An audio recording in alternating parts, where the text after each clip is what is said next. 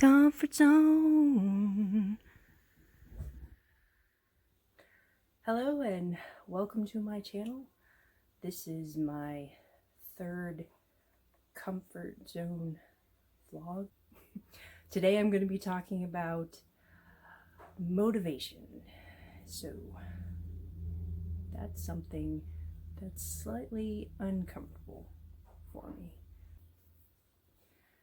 We're about halfway through August now, and I don't feel like that much has changed for me personally. There were a lot of things I was very hopeful for at the beginning of the year, and I mean, it's not like there aren't things that I haven't gotten done, but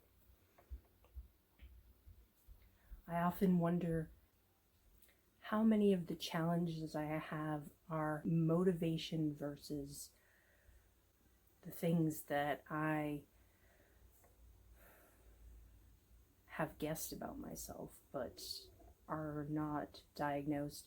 I have in the past been diagnosed with depression, but I haven't been diagnosed with ADHD. That's something that I feel like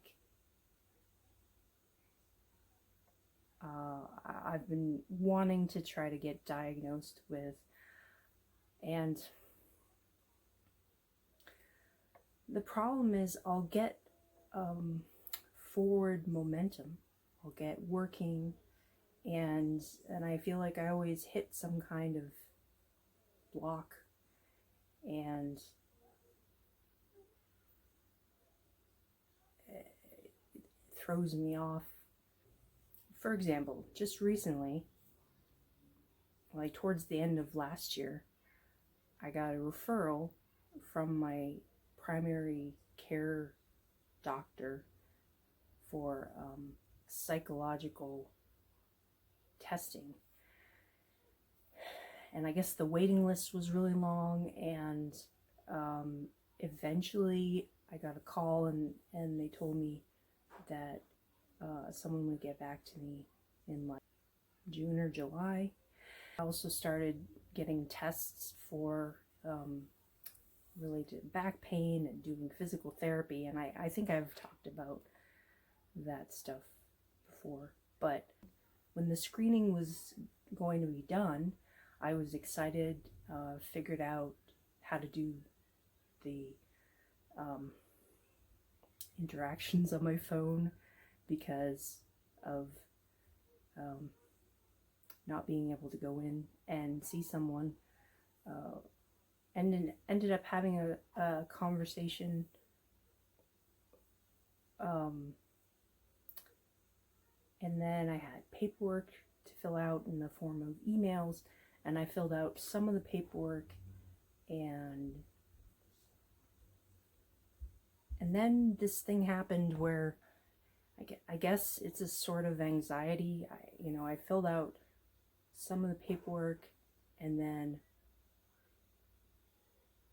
I tried to fill out some of the other paperwork, and I was checking my email, and then I was being told that I had more paperwork to fill out, and I just kind of froze up, like, I don't want to do it. This is complicated.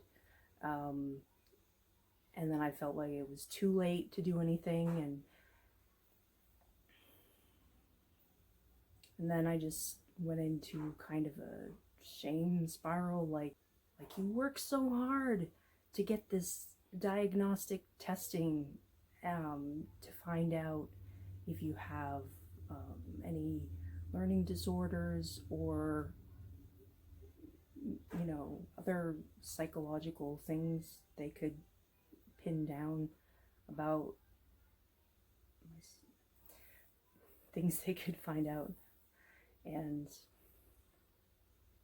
that, I mean, that doesn't make me feel good, because I feel like I let myself down, but I also I don't always know what to do about it, and I feel like it's happened at other times. When I went away to college, I would get to a certain point and then something would happen to throw me off, and it was just like the hurdles or the problems that started gathering and snowballing in front of me, and I would get like paralyzed and just like not ask for help, not know what to do about them.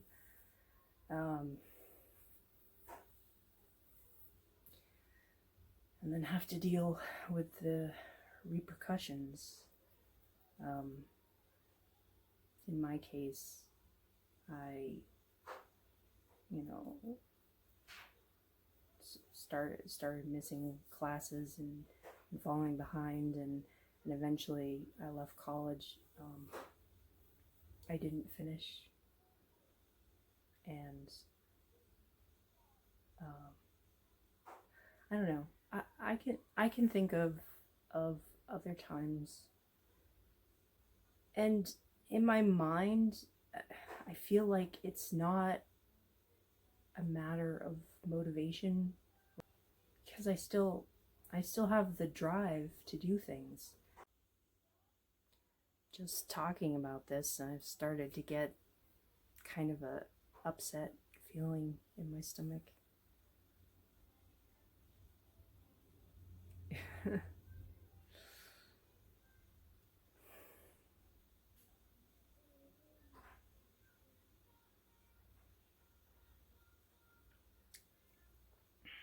It's not exactly a fight or flight instinct,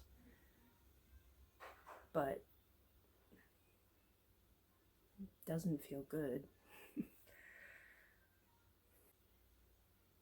I get so frustrated when I feel like I